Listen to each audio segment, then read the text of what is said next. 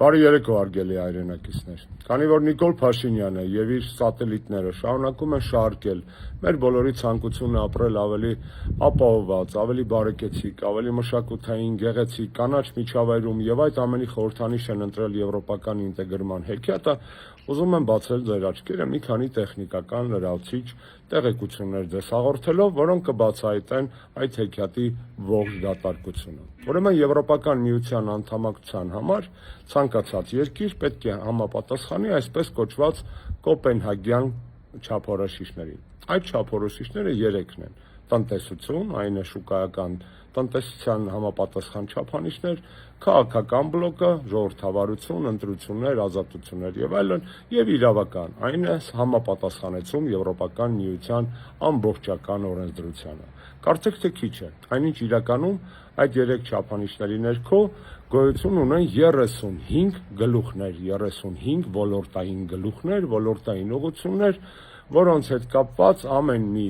տեխնացուի կարգավիճակ ստացած երկիր պարտավոր է իրականացնել հսկայական փոփոխություններ 35 ոլորտներով։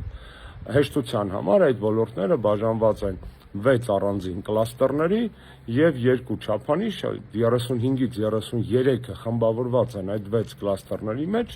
իսկ 2 չափանիշ քաղաքական բնույթի են, այսինքն համաձայնացում բոլոր անդամ երկրների հետ եւ երկրորդը լրացուցիչ պահանջներ այս կամ այն երկրի նկատմամբ, որպեսզի լրացուցիչ պահանջներով այդ երկիրը շանս ունենա դառնալու ԵՄ անդամ։ Եվ այսպես Հայաստանը այսօր մղոններով, լուսային տարիներով հեռու է եվրոպական ստանդարտներից շատ ավելի, քան 2017 թվականի դեկտեմբերին։ Սերժի Հայաստանը, այո, ավելի մոտ էր եվրոպական ստանդարտներին այդ բոլոր 35 ուղղություններով, քան այսօրվա նիկոլական Հայաստանը։ Ավաղ Նիկոլ Փաշինյանը արտաքին քաղաքական տապալումների շարքում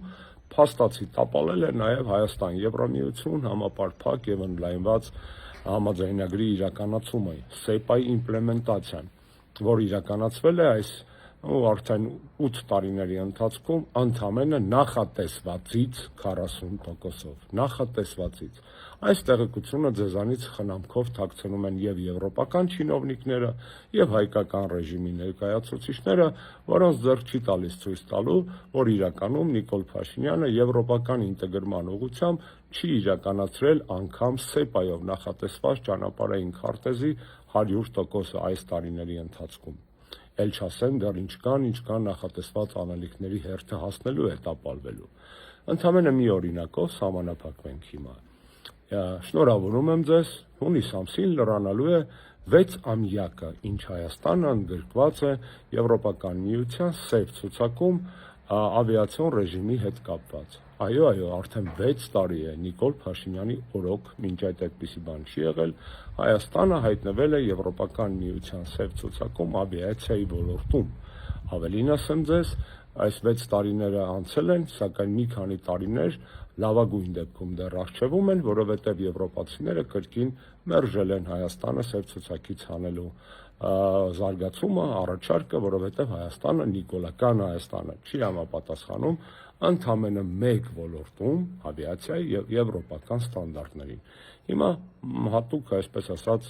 զվարճալի քաղաքական մաթեմատիկայի սիրահարներին։ Եթե մեկ ոլորտում Նիկոլ Փաշինյանը այս 6 տարիների ընթացքում պլյուս մի քանի տարի չի կարողացել ապահովել մինիմալ պայմաններն ու պահանջները, որպեսզի Հայաստանը համապատասխանի եվրոպական ստանդարտներին, քանի տարի է տեսականորեն պահանջվելու,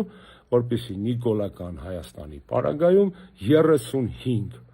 գլուխներով, ոլորտներով Հայաստանը ապահովի եվրոպական նվազագույն ստանդարտների իրականացումը։ Գրեք ձեր տարբերակները այս վիդեոյի մեկնաբանությունների բաժնում։ Լավ մնացեք։